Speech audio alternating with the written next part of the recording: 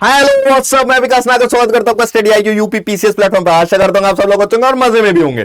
भाई 9 अप्रैल 2025 आज का ऐसा ऐतिहासिक दिन, ना इंडियन आर्मी ना इंडियन एयरफोर्स बल्कि इंडियन नेवी को मजबूत करा गया है, क्योंकि आज के दिन इंडियन गवर्नमेंट ने साइन करा एक एग्रीमेंट फ्रांस के साथ, जिसके द्वारा फ्रांस देगा इंडियन गवर्नमेंट को 26 राफेल मराइन कॉम्बैट एयरक्राफ्ट। और ये डील 1 रुपए 2 रुपए 5 रुपए में नहीं हुई है भाई, ये हुई है 63,000 करोड़ में, जिसका अनुमान भी हम नहीं लगा सकते। ये 26 एयरक्राफ्ट जो हमारे आएंगे, इसमें से 22 एयरक्राफ्ट रहने वाले हमारे सिंगल सीटर रहने वाले हैं 22 एयरक्राफ्ट, और जो बाकी के 4 हैं वो रहेंगे हमारे ट्विन सीटर। और भाई सिर्फ एयरक्राफ्ट दे रहा है क्या फ्रांस, इसके साथ और कुछ नहीं। तो भाई ऐसे थोड़ी इंडियन गवर्नमेंट एग्रीमेंट कर देगी, क्योंकि इसके साथ दे रहे हैं वेपन्स, एडवांस्ड वेपन्स, स्पेयर्स हो गए, हमारे एंसिलरी इक्विपमेंट्स हो गए, क्रू को प्रॉपर ट्रेनिंग दी जाएगी, लॉजिस्टिक सपोर्ट भी दिया जाएगा। और ये जो मराइन एयरक्राफ्ट है, हमारे जो राफेल मराइन कॉम्बैट एयरक्राफ्ट है, ये डिप्लॉय करा जाएगा हमारे आईएनएस विक्रांत पे, जो यहां से उड़ान भरेगा और भाई इंडियन नेवी को सुपर पावर करेगा। अब भाई ये राफेल क्या पहली बार इंडियन गवर्नमेंट ने लिया? ये जो डील है फ्रांस की, क्या ये पहली डील है? तो भाई ऐसा थोड़ी हो सकता है, पहले इस्तेमाल करें फिर विश्वास करें। तो पहले इस्तेमाल हो चुका है क्यों, लेकिन जनवरी 2022 में इसकी शुरुआत अच्छी नहीं हो पाई थी, क्योंकि 126 जेट्स की जो डील हुई थी वो कैंसिल कर दी गई थी, क्योंकि उस दौरान में जो कांग्रेस गवर्नमेंट हमारी थी वो प्रॉपर नेगोशिएशन नहीं कर पाई थी, वो एक प्राइस पे नहीं पहुंच पा रही थी जिसके द्वारा वो जो डील है वो फिक्स कर दी जाए।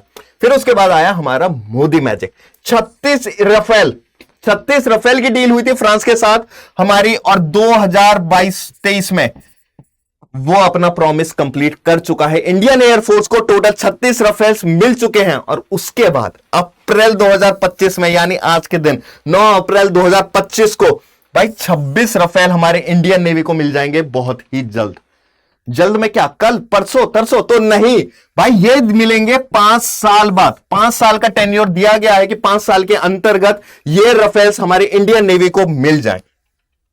अब भाई जब ऑलरेडी इंडियन नेवी के पास मिग 29 के था, तो ऐसी क्या जरूरत पड़ी कि इंडियन गवर्नमेंट को या फिर इंडियन नेवी को इंडियन गवर्नमेंट के पास जाने की कि हमको भी राफेल मैराइन कॉम्बैट एयरक्राफ्ट चाहिए? क्योंकि इसकी हिस्ट्री कुछ अच्छी नहीं रही होगी, क्योंकि न्यूज में मिग 29 के बहुत बार रहा है, क्योंकि टोटल ये 5 बार क्रैश हो चुका है। चाहे 3 जनवरी 2018 की कहानी हो, 16 नवंबर, 23 फरवरी, 26 नवंबर 2020 या 12 अक्टूबर 2022 की कहानी क्यों ना हो, जहां पर यह वाला एयरक्राफ्ट या तो समुद्र में जा रहा है या कुछ चिड़ियों की वजह से ध्वस्त हो गया है, जिसमें हमारे कुछ पायलट बच भी गए थे, लेकिन कुछ पायलट हमारे शहीद भी हो गए हैं। और यह कहानी फिर से रिपीट ना हो, क्योंकि इंडियन एयरफोर्स के पास जो ये राफेल है, आज तक कोई क्रैश की कहानी ही नहीं आई है। लेकिन मिग 29 में क्या दिक्कतें फेस कर रहा था हमारे इंडियन नेवी?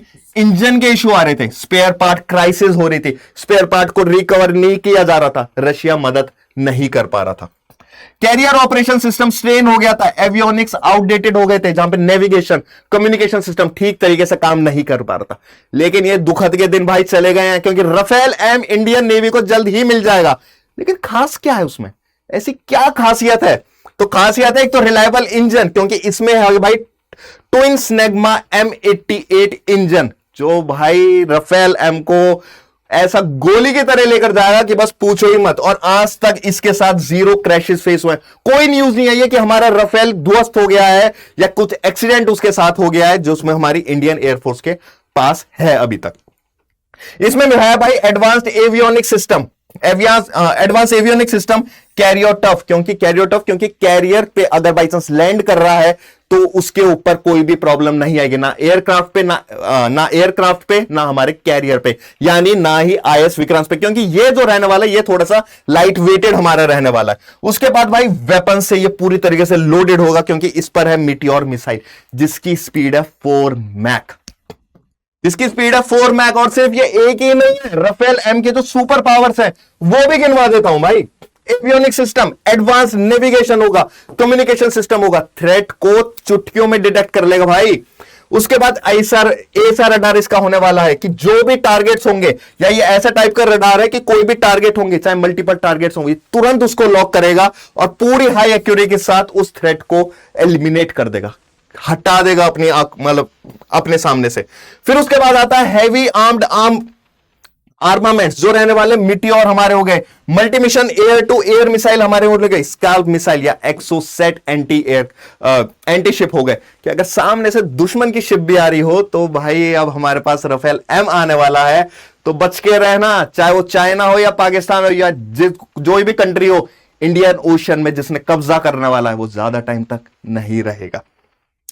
मिटियोर मिसाइल जो इसमें पूरी तरीके से इक्विप्ड रहेगी वो है हमारी हाई स्पीड, जो कि कैपेबल है हमारी हाई स्पीड टारगेट्स को, कोई भी थ्रेट अगर 200 किलोमीटर की दूरी पर है, 200 किलोमीटर की अगर दूरी पर है तो भाई चुटकियों में गिर देगा, क्योंकि इसकी स्पीड रहने वाली है हमारी 4 Mach. Multi mission air to air missile हमारी हो गई, स्काल्प मिशन हमारा हो गया, क्योंकि ये टारगेट्स को फिक्स कर देता है और फुल प्रिसीजन के साथ। अगर आपने टॉप गन मैवरिक मूवी देखी होगी तो आपको पता होगा भाई किस प्रिसीजन की मैं बात कर रहा हूं, जब वो बंकर्स भी गिरा देते हैं, और जो टारगेट सेट होता है वो फुल प्रिसीजन के साथ होता है और तुरंत ही, चाहे वो बंकर हो या एयरक्राफ्ट हो या फिर कुछ भी चीज हो, एलिमिनेशन होगा ही होगा उसमें।